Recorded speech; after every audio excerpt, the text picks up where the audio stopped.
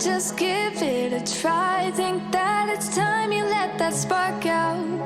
You've been hiding in the shadows way too long. And who cares if you might mess it up? Hello everyone, lovely to see you all. Narelle Warcon here, coming in from Mackay, Queensland, Australia. What a amazing, huge week it has been. So I'm glad that you're joining me, coming in from wherever you are, whether it's Australia, New Zealand, or coming in from overseas. I know that you are up early, so thank you for joining us, Jean, and also those coming in from India as well. So thank you, I really appreciate that. So today, wow, as you can see, I have a new background. I'm very excited, and I'll explain to you why. So 2 years ago, my daughter's dad passed away, and it was a very sad time for all of us, even though he and I were no longer together. The girls lost their dad at the age of 60, and a lot of the stuff he had stored needed to go somewhere rather than paying a huge price to actually be, have it somewhere so that they knew that it was safe and not just paying a whole heap of money. So it was stored at my place and my son's place. So we've had a big week just trying to sort out so that I can get back into my office.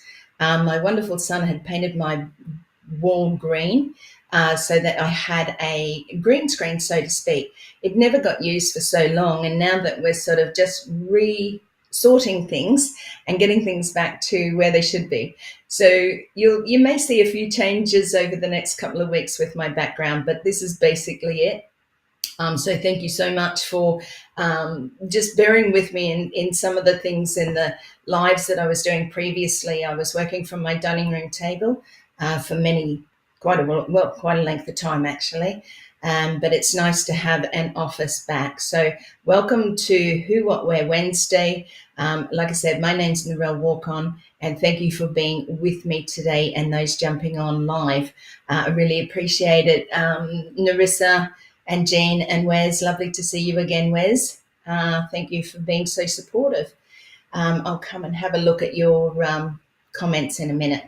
So what is today's live? Well, firstly, no guest speaker this week, and that's okay because, it's nice to have different interactions every week, but I can tell you that we have an amazing guest speaker for next week, and we're looking forward to that. I will reveal more on my Facebook channels, LinkedIn, and also on YouTube and things like that. So look out for that one. So we are here live 8 p.m. Queensland time or Australian Eastern Standard Time every Wednesday evening, or for you morning or afternoon.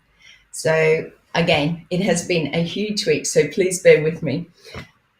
Okay, so I was thinking this week, what the heck am I going to share? You've heard some of my story. You've listened to me share some of the bad and the ugly, so to speak. So I was thinking, what can I share of value? Because I do like to bring some value to my lives, so that you can walk away and maybe think about something that's happening in your life. Now, I was going through, as you do, much paperwork and throwing out quite a bit of stuff that I didn't need anymore. Cleansing is an amazing thing, and it can come different ways, whether we're in nature or whether we're cleansing things within our home. So getting rid of the old, bringing in new. If you can call it energy, I just like to say that it's nice to get rid of some things that we hold on to, and at the time that we hold on to them, we think that it's a needed thing. But we soon find out as we get older that less is more, and that's certainly where I am right now. So I'm just going to, so I came across some paperwork, and back in 2018, I started with Toastmasters. Now, Toastmasters is known internationally and has a very good name for learning how to speak, firstly, and secondly, how to share your story or stories. So with mine, because if you've listened to me before, I've had a very big life, and it's really hard to put it into a 10-minute, a 15-minute section of sharing with somebody, because all you're doing is skimming over things. Last week and this week I have part 2 with Redfern on In the Chair, and that's the main reason, is because that first part 1 was basically me sharing my life. Now you get 30 minutes to be able to share, 60 years of your life, and it's just not enough. So I've been invited back for part 2. Thank you for all those popping on. Lovely to see you all. Part 2, so I'll be sharing more there. But anyway, back to Toastmasters. So I did Toastmasters, and I can tell you it wasn't easy. I really had no idea how I was going to do this. But with the, with the people there, we had such a beautiful group of very supportive, loving, caring, that I was able to share or speak about my past life as in my younger years. So I wanted to share with you tonight. Now, we'll be reading some of it, so my eyes may look down a little bit, but this is a speech that I had, and I did win a few speeches, by the way, which was really good. I just really enjoyed actually just being amongst those people who were, some were there. I think there was a 80-year-old guy who had been there for like 100 years. And I'll come back to him because there's something really important with that message, and I wanted to share that with you tonight. So let me go on. So one of my speeches was called, I have the soul of a gypsy, the heart of a hippie, and the spirit of a leader. So you can see that, my life, as I said, if you've watched any of my previous videos, and if not, go back and watch them. Oh, thank you, Jean. Yes, I know that you're a green lover, and it's a little bit different, but it's very nice. So let's go into this. So how many times do you think the average person moves in a lifetime? Now, if you want to, you can pop in how many times that you've actually moved. Moving house from, I've taken mine from when I left home at 17 and a half when I got married. That's on my previous videos. But yeah, pop it in. How many times have you moved, or in how many years, how many times have you moved? So I have moved 65 times. Now I changed that because at the time of writing this, it was only 60 back in 2018. So yeah, it's a lot, hey? And I can hear you thinking, for someone to have moved that many times, that they must be running away from something or perhaps someone. 4 times, Jen. Come on, you need a lot to catch up. Every time I moved, I felt it would be better. It was going to improve. It would help, right? So yeah, there's a lot in this to unpack, but I'll go on and then we'll come back to it. So to be honest, it did help for a little bit and for a short time, because when we run away from something or someone, it usually follows us. So after a short amount of time, the problems raise their ugly heads and we begin to feel closed in and even scared as we try yet again to work out how to make all these problems go away. Do you yourself feel like that has happened in your life sometimes? Are we running away? Have you run away? So you see, I was not just running away from relationships where I was being abused, because again, taking it back to my previous videos, you will know that I have come through sexual, physical, and mental abuse, and I'm a published author of I'm a published author of my book, Blonde Roots. You can search for that and we'll go over to that website very soon. So you see, it was not just running away from relationships because it was being abused. I wasn't just running away from responsibilities because I had children. I was in actual fact running away from myself. It takes a lot to admit that. And it took years to actually learn that that was what was happening. So, that's a really hard acceptance in your life. So I have been at rock bottom a few times in my life. I wrote my autobiography, which released a lifetime of pain and hurt from physical, sexual, and mental abuse.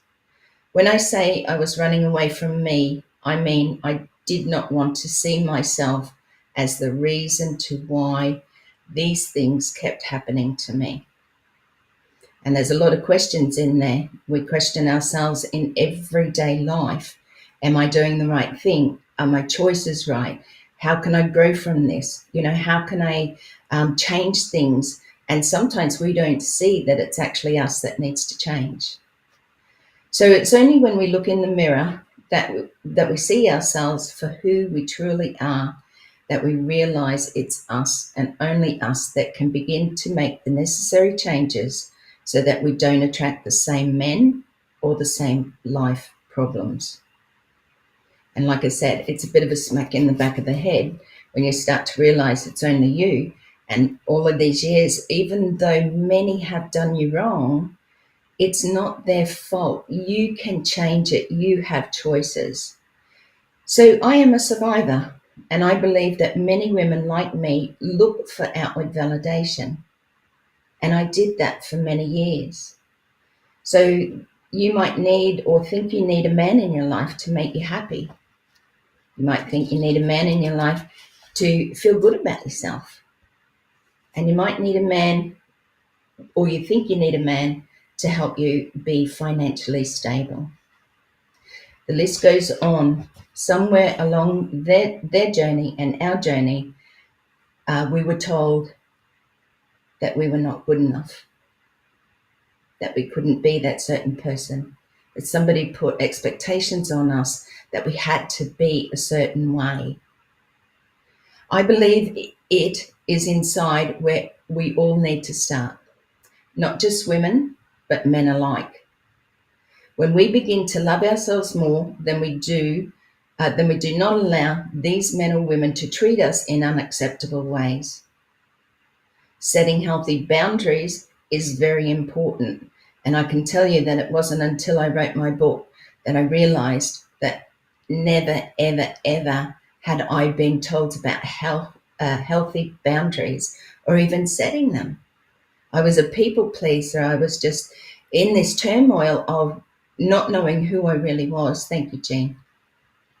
So the media tells us, and when I talk about loving ourselves, I mean not from a place of ego, okay? There's quite a few people out there that can do that, are doing it. But when you really realize that you have to go within to start loving who you are, because you are amazing and unique just the way you are.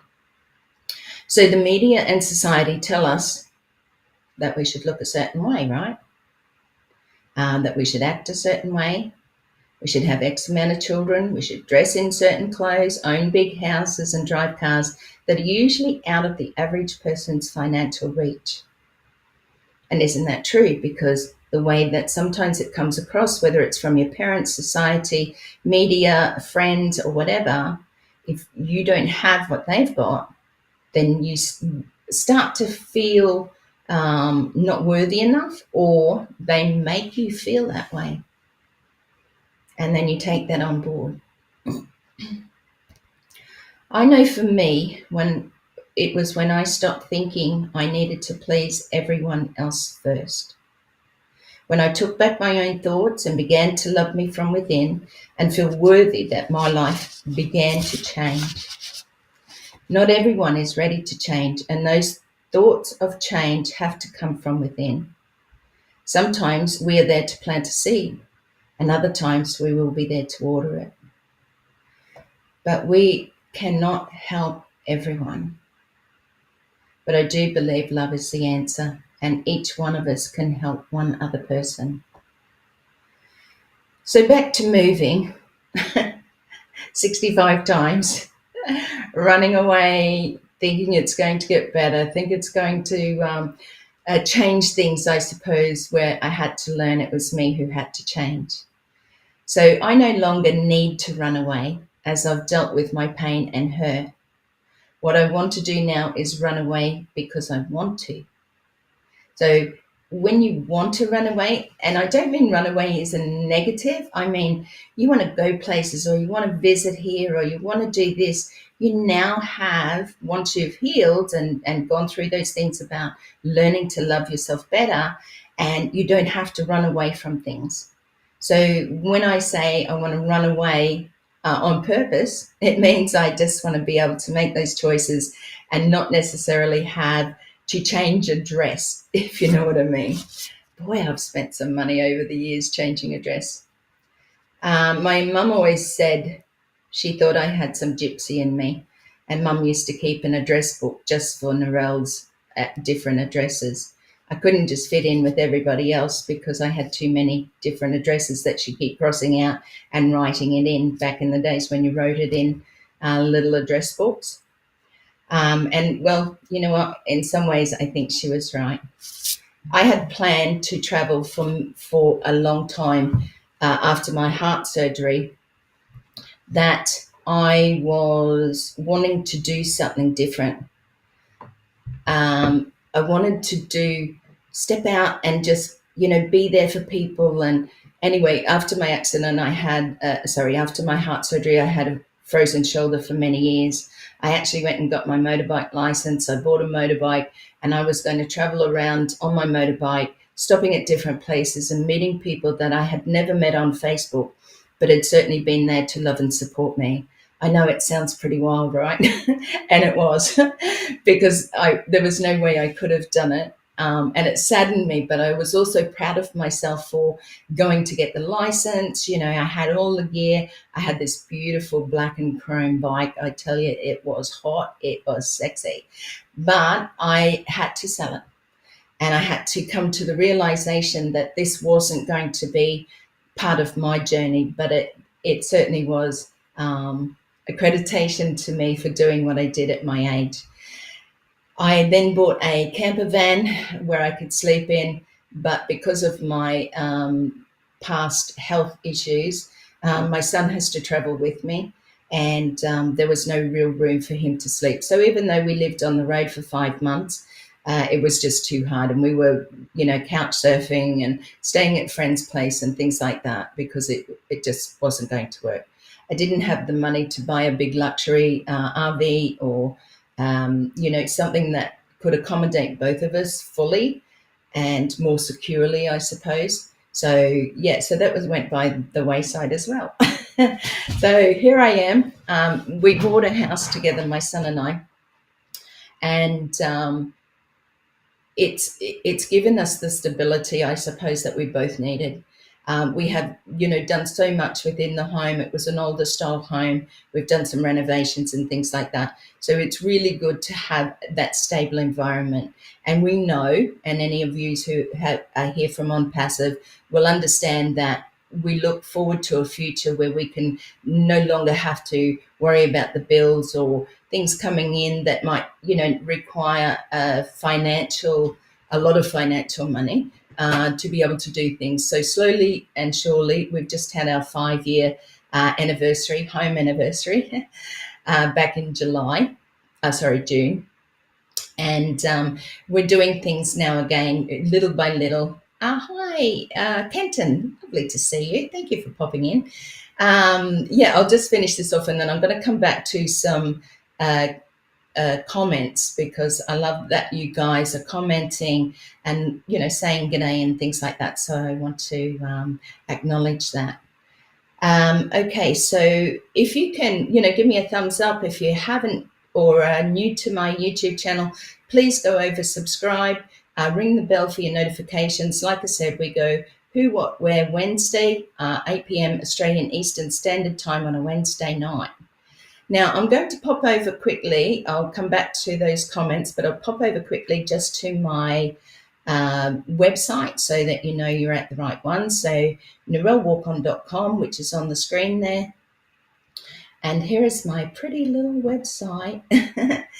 And you know what? Over the years, I think you've learned, if you've had a website, you may have spent thousands, you may have spent hundreds, you may have tried to do it yourself. Putting a website together is not always easy.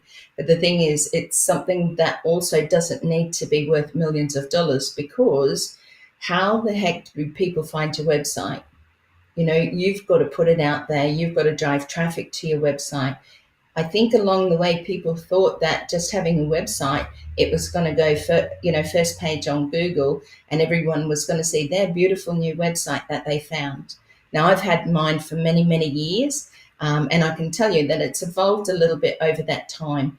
But if you've got a website, go and have a look at it. But you need to start sharing those things out there. So I'm just going to scroll down here to my blogs, because you know that I do blogging. And some of them are easy to read. Some of them are a little bit longer, but most of them are fairly short. They give you a little bit of inspiration in the morning. As you can see here, I love colour. And I love working with all that. The other thing is, you can go over also to my book. I'll just see if that will change over there. So if you do want to purchase my book, I'm not here to sell you my book. My book is a story about my life having survived sexual, physical, and mental abuse. The years that I went through, I have a very big story, but it's also loving, and it also has some fun bits in there as well.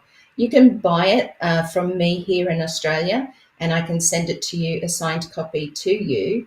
And you can also buy it on Amazon. So if you go to Amazon and search Narelle Warcon Blonde Roots, you will see this picture come up. That's the cover to my book.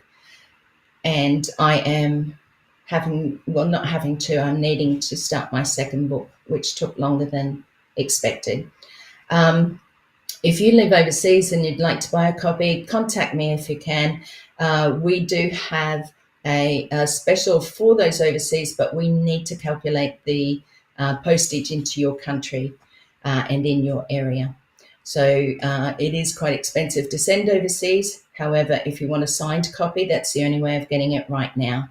Eventually, like on Amazon, it's a downloadable to Kindle. So in the future, we will be having print copies available through Amazon as well. So head over there if you like. And then just back to the front page, which tells you a little bit about me. There are many things in my life, I suppose, that, like I said, I'm here to help other people, to be a support, to encourage you to be able to do what it is that you would like to do in your life, but also to let you know that you're not alone. Both men and women, I think it's really important that you reach out if there's somebody close to you. I always found that speaking to people close to me wasn't something that I could or really fully explain or want to share my whole life with. So I actually have a counsellor even to this day, because I just need somebody there to share some of the things that have happened in my life. Okay, so we'll go back now to me, and I'm going to read some of these comments. But yeah, if you could give me a thumbs up, I'd really appreciate it. So I'll go back to here. Sorry.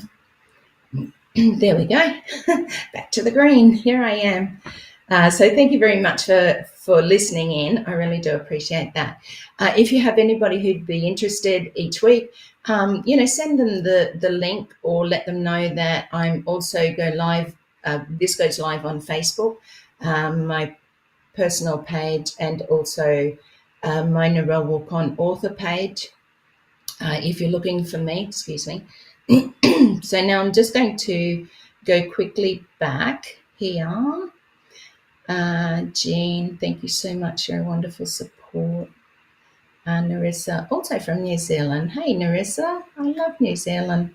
New Zealanders, I've not been there yet, but one day, it's not so far away. Yeah, the green. Hey, Wes, we'll be listening today away from the keyboard. Sunshine in Johannesburg, spring is around the corner. You're absolutely right. And you know what? It's getting so hot here in Queensland that we're not quite finished our, 1st of September will be our spring, when our spring starts. And I think it's the same for you on that side of the world. Okay, looks, yeah, thank you. Bolty, thank you so much for being here. Lovely to see you. I'm sad to be missing tomorrow's part 2.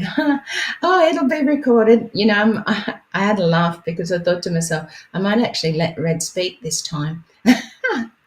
But in a way, it worked out well because he had really bad internet connection last week. So, yeah, and I'm sure that you'll be there in spirit as always.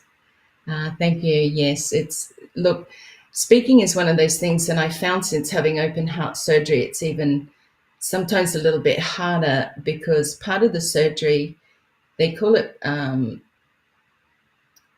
they call it pump head, but there are professional heart surgeons and things now looking at this post perfusion syndrome, and what it does is you lose words, and they tell you it's from being on the heart lung transplant machine while they're working on you. So you're on this machine that does your living for you while you're having the surgery.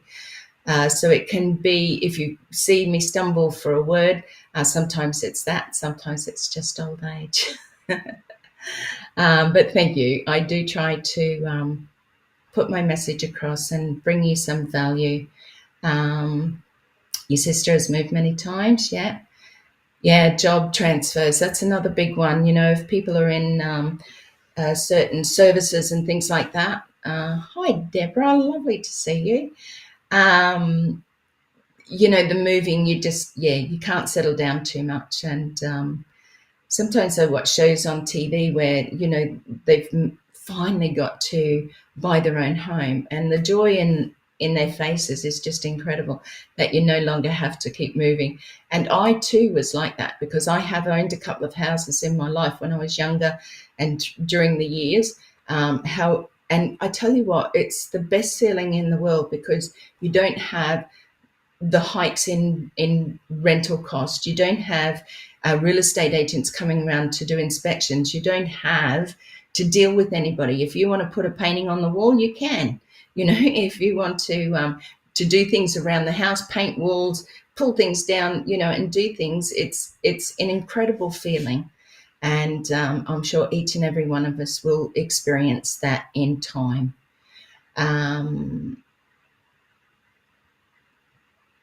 Yes, yeah. So sorry, just reading these. Some of them are a little bit longer than others. So yeah, you've had 7. Okay, it's still not many, Jean. And if I tell you the truth, I've moved 63 times, and as a child, I moved 7 times, and I didn't include them in the 63. So we're not going to go there. Okay, Mum and Dad, like I said, had moved different places. Maybe I got the little bit of gypsy from both of them. Thank you, Jean. Yes, talking about my past life is easier for me now as I've spent many, many years healing and working through those times.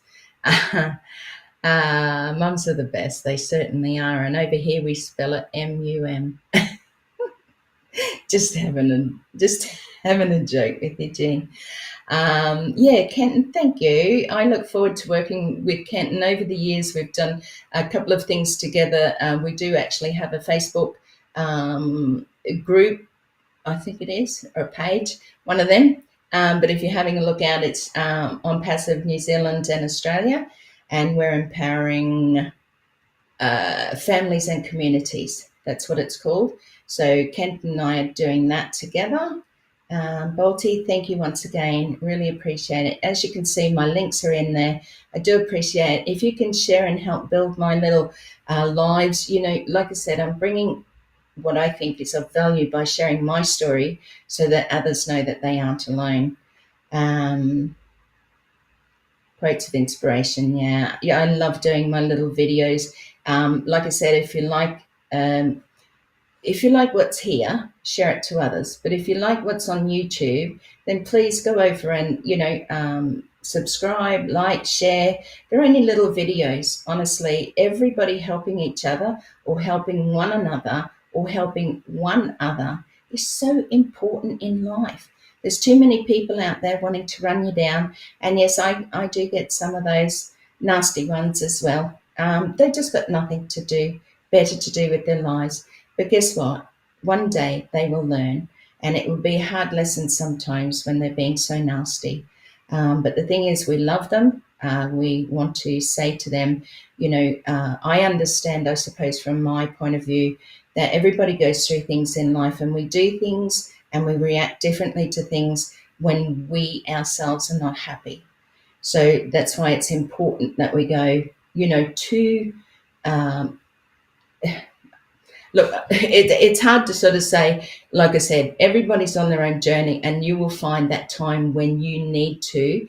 Sometimes you'll put it off. Sometimes you'll go, I'm not ready for this yet, because it's probably not the easiest thing to do, but it is the very best thing that you will ever do in your life, is take back who you are. Take back that, sorry, set your boundaries. Take the people out of your life that don't need to be there, who don't love and support you. They may be nice people, but sometimes we grow differently, and I think that's really important in life, that somebody you may have started with back here, whether it be relationships, friendships, whatever that is for you, just take a look at who you were spending your time with, because it is really important.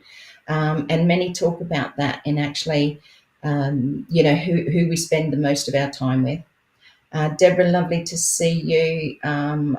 You did a wonderful live last week, Deborah. It was so good to have you as my first, a very special guest, the Diamond Within. So remember that even though we have, it's called Who, What, Where Wednesday, it's also called Voice Choice Power, the Diamond Within.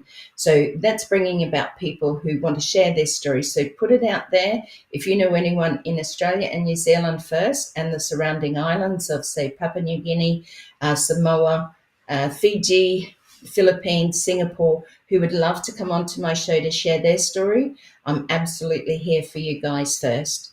So definitely share that out there to anyone you know over here. Thank you so much again, Kenton. I really appreciate you. And Jean, you're sleepy. I know. If you read my messages most nights on Marty and Chris's lives, I just shake my head, because sometimes I have to go back over and just reread them. So, okay, so this is where we are right now. Thank you so much again. I have gone over a little bit of time, but I do want to make it around that 30-40 minutes. Like I said, we have a beautiful special guest coming next week. It is a gentleman here in Australia, and he has some beautiful stuff to share with you. So I look forward to it. Like I said, keep going, keep strong, keep smiling, and stay blessed. And I'll see you all again next week. Just one thing, tomorrow afternoon, just a reminder, I do have my Carnivore website, Carnivore Facebook and YouTube, where I actually go live on Thursday afternoons at 5 p.m. Australian Eastern Standard Time. And no, Jean, I don't expect you to be up then. So I do say bless you all. Reach out to me if you ever need anybody just to have a chat. And I shall see you next week, the same time, 8 p.m. Australian Eastern Standard Time. And next Wednesday for Who, What, Where Wednesday. Love you all. Bye for now.